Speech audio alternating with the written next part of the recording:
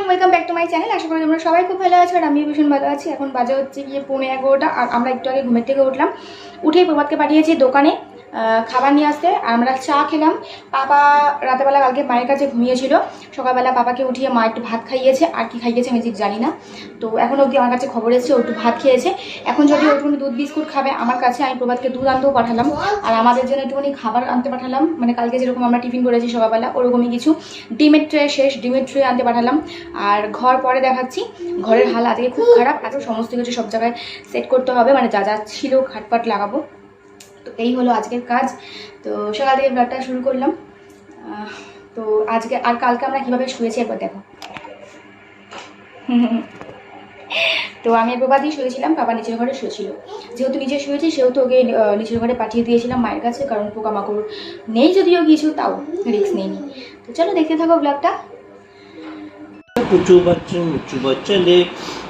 দেখি তুমি কালকে কোথায় ঘুমাইছিলা? নেচি? হ্যাঁ ভালো হয়েছে, কিন্তু এইভাবে পুজোর সময় ঘুরতে যেতে পারবো রাত্রিবেলা, তাই না? না কি না নিয়ে ঘুরবো আমরা ওকে নিয়ে ঘুরবো।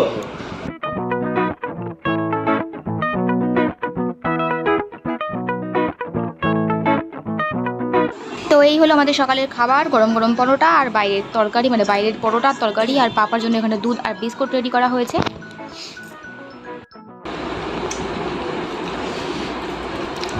ভালো করে খাও। কি হয়েছে? দাঁড়াও। কি হচ্ছে এরকম খাচ্ছিস কিসের জন্য? তো দেখো আমার ঘরের হাল। তুমি রাখবে কেন ওইভাবে? এনান চা দাদা। ও মিস্ত্রি দাদা শোনেন, জল খাবো। জল খাইতে হবে না, চা খাও। আমি জল খাবো। আমি জল খাবো। জানো তোমার গলাটা কিরকম লাগছে? পুরো গরুর মতন লাগছে গলাটা, মা করে চিৎকার করে গরু। নেই পানি জলের বোতল একটা?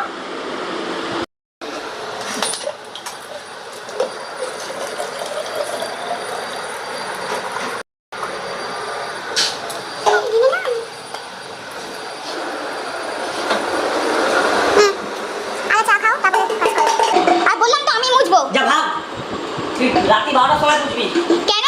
তোমাকে যে বলছি যে সব টেবিল টেবিলগুলো পরিষ্কার করে দিয়েছি, জায়গাটা জায়গায় রেখে দাও, আমি মুছবো। তো একটা এই অল্প অল্প করে পুজো আর ঢোকাবো।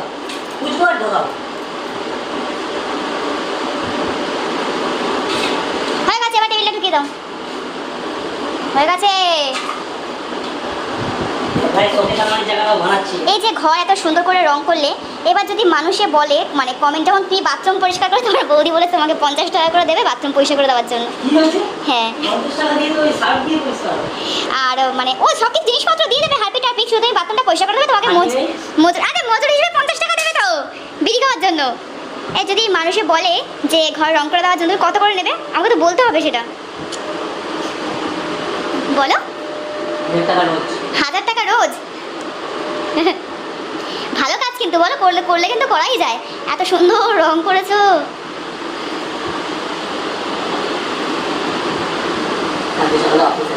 ছুটি নিয়ে নাও না আরেকটা দিন, আজকে তো ছুটিটা কাউন্ট হয়নি, মাফ করে দিয়েছে ভগবান।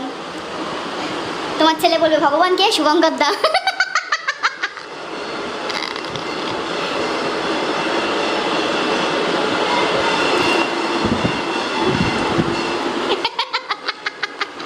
আমি চা খাই। সারা ঘর কিন্তু সার্ফ সার্ফ হয়ে রয়েছে, স্লিপ করছে কিন্তু। ছাদে লাইট জ্বলছে, ঘরে লাইট জ্বলছে, বাথরুমে লাইট জ্বলছে, রান্নাঘরে লাইট জ্বলছে, বাইরের জায়গায় বাইরে লাইট জ্বলছে। কি বাবা কি আলমারি দিয়েছে? ফুটো হয়ে গেছে। তুমি তেজ উঠলে আলমারিতে ধাক্কা মারবে আর আলমারি ফুটো হয়ে গেল। নামিয়ে দেবো এখন না, বিধ্বস্ত লাগতেছে কিরকম। ওই জায়গাটা বেশি মারিও না, ওদিক থেকে এসে মেরে দেবো। মারিও না, না পারিও না, বলো ওই জায়গাটা বেশি পারিও না। দেখেছো, নাকি দাগ লেগে যাবে। দেখি আরেকবার দেখো। বাবারে, জানো একজন তোমাকে কমেন্ট করেছিল নাকি মারছো মাইনি? গণেশপুরে দিয়ে সারাদিন খালি গায়ে ঘুরে ঘুরে কাজ করেছে। জানি না। জাপার তো অনেক ইয়ার্কি হলো, অনেক আড্ডা হলো, অনেক ইয়ার্কি করতে করতেই অনেকটা সময় চলে গেল। তো এবার সত্যি সত্যিই ঘরের জিনিস সমস্ত জায়গায় রাখতে হবে। আর অলরেডি অনেকটা রাত্রিরও হয়ে যাচ্ছে আর কি, 7টার মতন বাজে। সেই যে সকালবেলা ব্লগ শুরু করেছি, তারপরে ব্লগটা আমি আর কন্টিনিউ করতে পারিনি। যখন কাজে হাত দিয়েছি এই বিকেল সন্ধ্যার দিকে, তারপরে আবার ব্লগটা কন্টিনিউ করছি। তো চলো কথা না বাড়িয়ে কাজগুলো সব কমপ্লিট করি।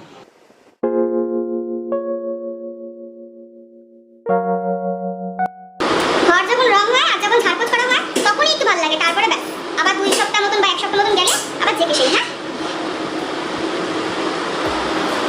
আর ওপর এভরিডে পরিষ্কার করা গেল, কোনা পাথর তো প্রত্যেক পরিষ্কার করা যায় না। এটা কি একটা করছে ওইটা পাথর দেখো। আর এই জানলাটা পরিষ্কার করলাম 1 ঘন্টা ধরে, কারণ পাশের বাড়ির জানলার জল, মানে পাশের বাড়ির জানলার বৃষ্টির জল আমার এই জানলাতে এসে চিপকে থাকে, শ্যাওলা মার্কা জল। তো সেটা পরিষ্কার করতে আমার 1 ঘন্টা প্রায় লেগেছে সময়।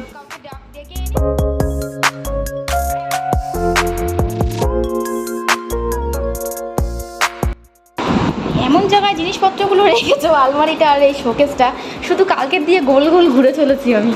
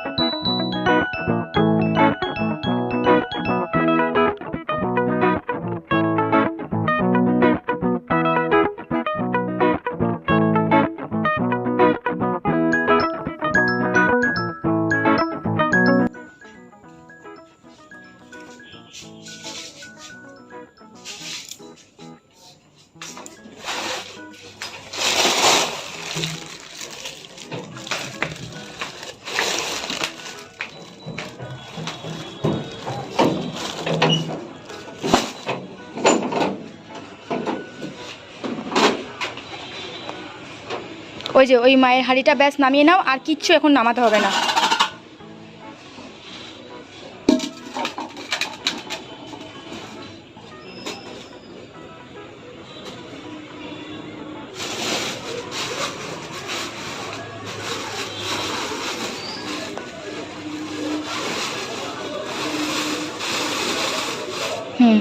তারপরে ঠাকুরের বাসনের ব্যাগটা ঢুকবে তো? ওই যে পাপার যে ড্রয়ারটা, সাদা ড্রয়ারটার পাশে যে লাল ব্যাগটা, হ্যাঁ ওইটার মধ্যে বাসন রয়েছে। আর এই যে এক্সট্রা বাসন রয়েছে, এখানে একটা গামলা রয়েছে, একটা হাঁড়ি রয়েছে, আর ওই সিঁড়ির ওপর একটা থালা রয়েছে। এই 3, হ্যাঁ থালাটা নিয়ে আসবো।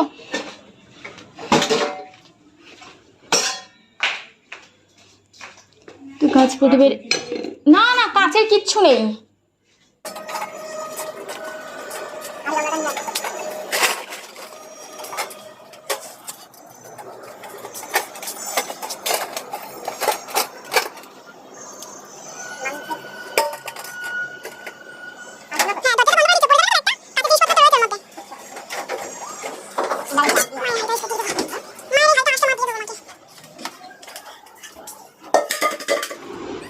পাপা ছিল না, আমার বাড়িতে আমার মায়ের কাছে ছিল। তো অনেকক্ষণ হয়ে গেছে, অনেক বেলা, অনেক রাত্রির হয়ে গেছে, এজন্য আমার স্নান টান হয়ে গেছে বলে আমি আবার মাকে ফোন করে বললাম দিয়ে যেতে। তো মা এখন পাপাকে দিতে এসেছে। আর আমার ঘরের সমস্ত কাজ হয়ে গেছে, আমার স্নান হয়ে গেছে, কিন্তু প্রভাত এখনও বাথরুমে ঢুকলো না। ও একটুখানি এক্সট্রা কাজ রয়েছে ওর বাইরে, যেমন বাইরে ওই সমস্ত জিনিসপত্র চৌকিতে রাখা ছিল, সেই চৌকিটা একটু পরিষ্কার করবে, সিঁড়িটা মুছবে। তো এগুলো এক্সট্রা কাজগুলো করে তারপরেও বাথরুমে ঢুকবে।